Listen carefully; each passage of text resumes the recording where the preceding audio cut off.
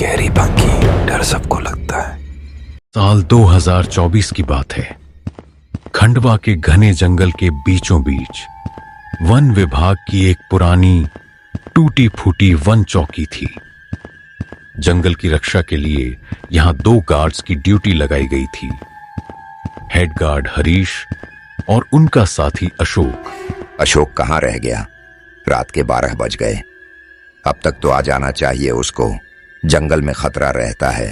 तभी चौकी की लकड़ी की दीवार पर किसी ने जोर से खरोंचा। हरीश ने मुड़कर देखा। बाहर सिर्फ घना कोहरा और जंगल की भयानक चुप्पी थी। कोई नजर नहीं आ रहा था। कौन है वहां पर? सामने आओ, शायद कोई जानवर होगा। तभी कुछ ऐसा हुआ कि अशोक की चीख निकल गई और वो मारा गया।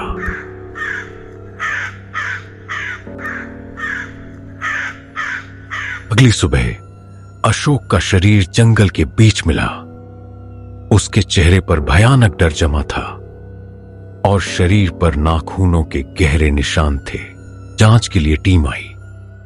उन्होंने शरीर पर खून के निशान देखे और इसे किसी जंगली जानवर का हमला मानकर केस बंद कर दिया। अशोक को जरूर किसी जानवर ने मारा है। अब अशोक की जगह रमेश और विक्रम, तुम दोनों की ड्यूटी यहां लगाई जाती है और आप सब जंगली जानवर से सावधान रहना। अशोक की जगह 2 नए गार्ड्स आए, युवा रमेश और हंसमुख विक्रांत। हरीश अब भी वहीं था, लेकिन वह हमेशा डरा हुआ रहता था। हरीश जी, जानवर के हमले की बात सच है। हम गश्त बढ़ाएंगे। तुम गलती कर रहे हो विक्रांत। यह जानवर नहीं था, यह जंगल की चुड़ैल थी। उसकी आवाज रात 12 बजे के बाद सुनाई देती है।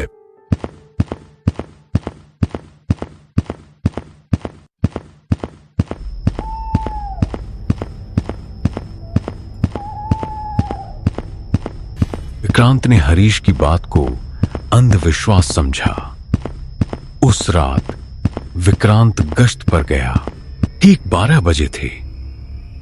रमेश को उस चौकी के पास से किसी औरत के जोर से हंसने की आवाज आई।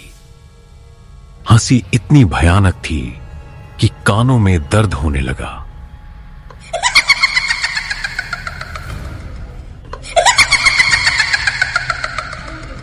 कौन है वहां?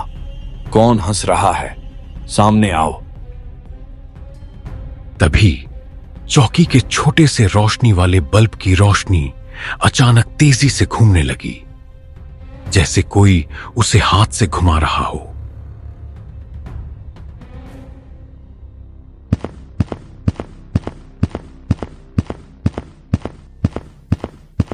हरीश जी, विक्रांत कहां हो तुम? यहां आओ जल्दी। रमेश ने तुरंत हरीश और विक्रांत को आवाज लगाई, लेकिन कोई जवाब नहीं आया। चौकी के चारों तरफ का तापमान अचानक गिर गया। तुम सब मेरे हो, मैं तुम्हें एक एक करके ले जाऊंगी। मारे जाओगे तुम सब। रमेश ने टॉर्च जलाई, लेकिन रोशनी सिर्फ 5 फीट तक ही जा पा रही थी। बाकी सब काले घने कोहरे में डूब चुका था। रमेश को लगा जैसे किसी के लंबे ठंडे बाल उसके गले को छू गए हों। विक्रांत, हरीश जी, मुझे बचाओ, वरना ये मुझे मार देगा। जल्दी आओ। तभी जंगल से पेड़ों के टूटने की जोरदार आवाज आई। विक्रांत भागकर चौकी की तरफ आया। उसने देखा रमेश का शरीर चौकी के बाहर पेड़ से हवा में लटका हुआ था। रमेश जी, ये क्या हुआ आपको? हरीश जी कहां हो? रमेश का शरीर हवा में ही घूमने लगा, जैसे कोई अदृश्य शक्ति उसे खींच रही हो। उसके मुंह से खून निकल रहा था।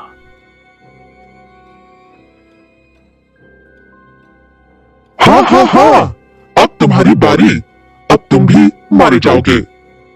कौन कौन हो तुम और रमेश जी को क्यों मारा? विक्रांत ने अपनी बंदूक हवा में चलाई, लेकिन गोली किसी अदृश्य दीवार से टकराकर वापस आ गई। रमेश का शरीर जोर से जमीन पर गिरा, लेकिन अब वह नहीं हिल रहा था।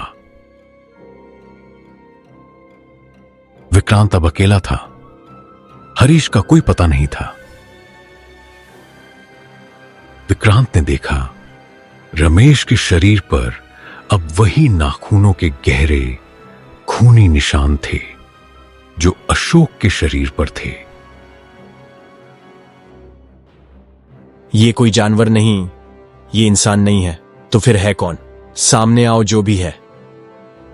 जंगल से तेज हंसी और तेज होती हवा आने लगी।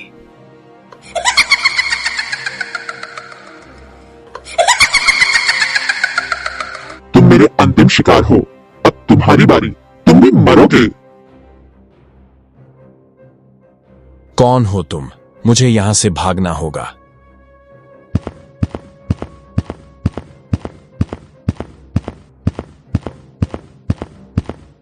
विक्रांत भागकर चौकी के अंदर गया।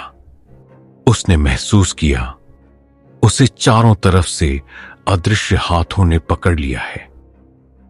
उसका शरीर अंदर से जमने लगा। हरीश जी, मुझे बचाओ। कहां हो आप? विक्रांत का शरीर अचानक हवा में उठा, फिर जमीन पर गिरा और वहीं स्थिर हो गया। उसके चेहरे पर भयानक जमी हुई चीख थी।